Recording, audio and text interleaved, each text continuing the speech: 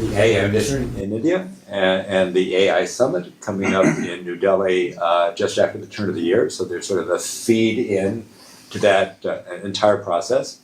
I think Andhra Pradesh is a particularly interesting place for us because I think Google's largest investment, I think in the world, certainly in India, is in the state of Andhra Pradesh, so a big vote of confidence in what's happening in leadership in Andhra Pradesh. So you're very relevant to us here. So we're hoping from this conversation, anybody here will have the opportunity to follow up on anything that we talked about today. I think we're a pretty intimate group. We can maybe just introduce ourselves briefly, and then we'd love to hear from you. Well, I'm Vish Mishra. I've been in Delhi for 48 years, in America for 58 years. So I went to school in BHU, and age 22 graduated, and immediately came to America. So never lived or worked a single day in my life in India, but I always kept in touch with India. So a technology professional turned technology entrepreneur turned technology venture capitalist. And we decided to go to India, to invest in India, 2004. Before Silicon Valley people, VC discovered India, we said, okay, India is going to be rising, middle class rising, a lot of people have jobs, careers, etc. So we allocated, and we funded a lot of companies. Many we shut down, as you know, typical stuff. But we have two companies left in the portfolio, huge. One company called Billdesk. This electronic bill payment company, that's our company, $5 billion valuation for this company. 3 IT guys from Bombay, they were early 30s, okay, we funded them. I got to meet your father, okay, I think I mentioned it last time. I happened to be part of Bill Clinton's presidential delegation. We went to India in 2000 to discover because the US was, and of course, Hyderabad was the city that hosted him, and he was there. So I remember vividly, your dad was known even back that time, the laptop toting, PowerPoint slide, high-tech, chief minister, no one like him anywhere in the world, okay, not just in India, but nowhere in the world.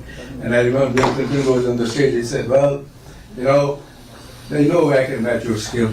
So I just have to give my speech from memory while you can show your PowerPoint slides. So I fell in love with Hyderabad. I'm on the board of a company that started in Hyderabad currently, and then the operation in Costa Rica, plus, I've sit on multiple boards and stuff like that. So anyway, so that's the kind of long background, all in tech all my life. Okay, so, great, perfect. Thank you. Luke Kowalski, I'm a Senior Vice President at Oracle, and we have a very, very large presence in India, both from a data center employee and innovation ecosystem perspective. So very, very glad to be here and scanning all the impressive statistics on the posters already.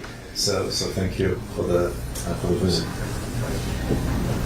My name is Song Yun. I'm a managing partner, Principal Venture Partners. We invest in early stage AI native companies. I'm on the board of HP, Hewlett-Packard, and MIT. HP has a big presence in India, of course, and I've been running a gaming company. India has been a very important market for our gaming industry, so really glad to be here. Thank you. My name is Benjamin Larson. I'm at AI Safety with the World Economic Forum based in San Francisco, leading work on AI safety when it comes to AI agents and also looking at AGI, where we have a little future council that is looking a bit into the future. But very nice to meet you and looking forward to the conversation. Audrey Duet from the World Economic Forum at the Center for AI Excellence. I am head of AI and data innovation. Working with Ben on the latest advances in AI, but also how to use the technology for benefits on climate as well as security and governance. So we have a lot of work on that, and we work closely with India with the Center for AI Excellence over there. Hi, Abhishek. I work with Government of Andhra Pradesh. I had an agency called Andhra Pradesh Industrial Infrastructure Corporation. We are responsible for creation of all the industrial parks, facilitating. We have a land bank of around 2 lakh acres. So that's what we do. Hi, my name is Nilay Varma. I'm a CEO of a company called Primus Partners, which is India's largest owned Big Four consulting firm. But I've spent about 20 years in Big Four consulting before this. And I think the biggest thing for me in my introduction is I work with the leadership of the government of Andhra Pradesh, which is one of the most progressive. So when you spoke about at that particular point of time, things haven't changed. He's still the chief minister who people look up to, and I guess now he also is supported very, very well by our honourable minister. And I think Google's expansion in India was really an example of how the new leadership is driving growth in our state. And we're really looking forward for today's conversation because Honourable Minister has always said we need to learn how it's not about just data centers, but how the ecosystem is to be developed. And we're really looking forward to your inputs and thoughts. So I'm Lokesh Nara. I'm the Minister for Human Resource Development, IT Electronics, Real-Time Governance. So it's three ministries under me. A little bit of my background, I did my bachelor's at Carnegie Mellon, worked at the World Bank for 2 years, again in e-governance. No surprises there, and then 2 years Stanford MBA. I went back to the family business for about 5 years, till my wife, who's also Stanford MBA, decided to come back and kick me out of the business. I ended up in politics, so I've been a full-time politician now for almost 13 years. So, I mean, Andhra Pradesh, the state that I represent, is one of the youngest states in India. We are about a $180 billion economy, aspiring to be a $2.4 trillion economy. That means we need to grow at a CAGR of 15% year on year. And the way we've approached this growth is a clusterization. So we've chosen roughly about 20 subjects or clusters that we believe we should focus on. Automotive, renewable energy, electronics, compressed biogas, ports, aqua, all the way up to, of course, AI, data city, and the whole ecosystem. But what excites me in these clusters is the vertical and horizontal integration. So how do I capture the entire value of the ecosystem? So an example would be is, let's take a mobile phone, right? I mean, what are all the components that go into a mobile phone? And now those components is what I call are the verticals, and who are all the guys who make them? How do we put this together? The horizontal is again my education portfolio. Education, skilling, testing, and certification. So this is the approach that we've taken as a state. So to give you a few numbers out, 9% of Kia's global manufacturing comes out of my state. About 50% of India's air conditioning is made in my state. And with the 3 new deals done, we'll be at 70% in about 24 months. Renewable energy, we are among the top 5 in the country. So now we want to be either 1, if not 2, in the sectors that we operate in. So this is in automotive, drones, space. We're doing this in electronics manufacturing, we're doing this in medical devices, pharma, chemical, IT, of course, IT services, the entire data city. So that's been a very regimented approach in the way we believe that clusters have to be built out, and that's what makes, again, Andhra Pradesh very unique. The other thing is 3 clear reasons why Andhra Pradesh is, with all humility, able to do it better than my peers. One is we have a leadership which is proven. Mr. Naidu is a proven track record. And this is his 4th term, but backed by a very young team. 50% of our legislatures are first-timers. 17 out of the 25 ministers are first-timers.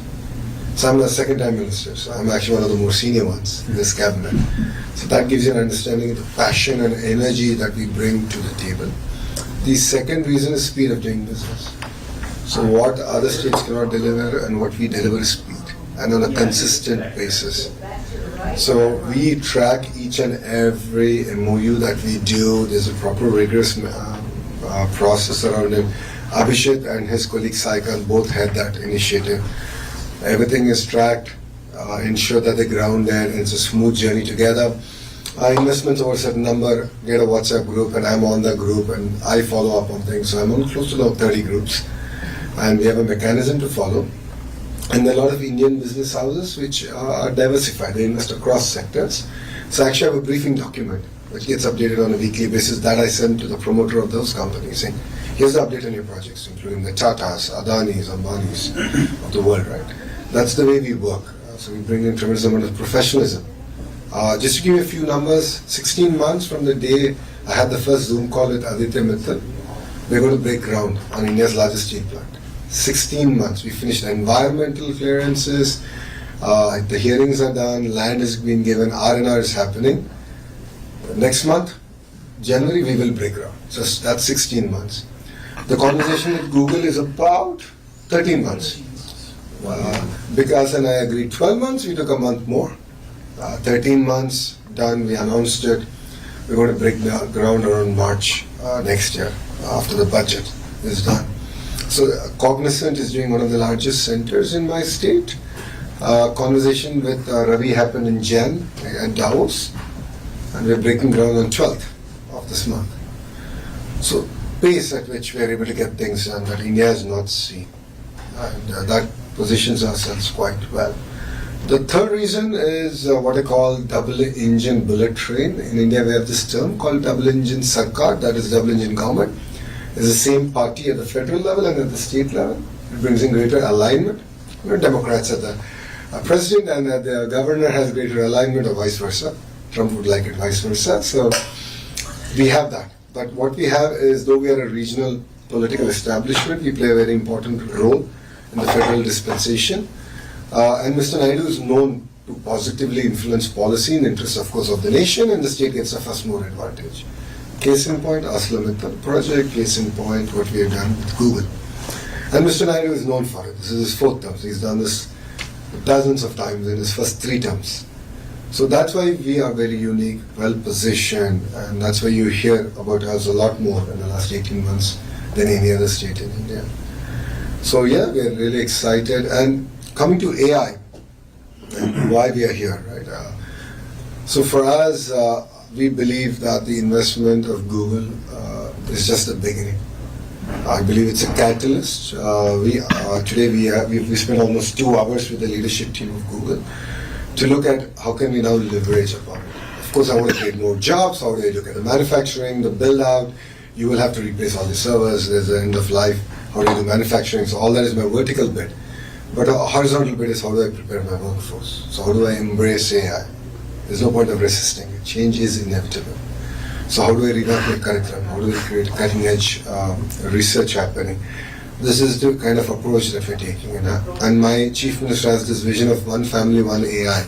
So can each family member create a use case and how they should use the AI to improve their lives or learn or improve learning outcomes.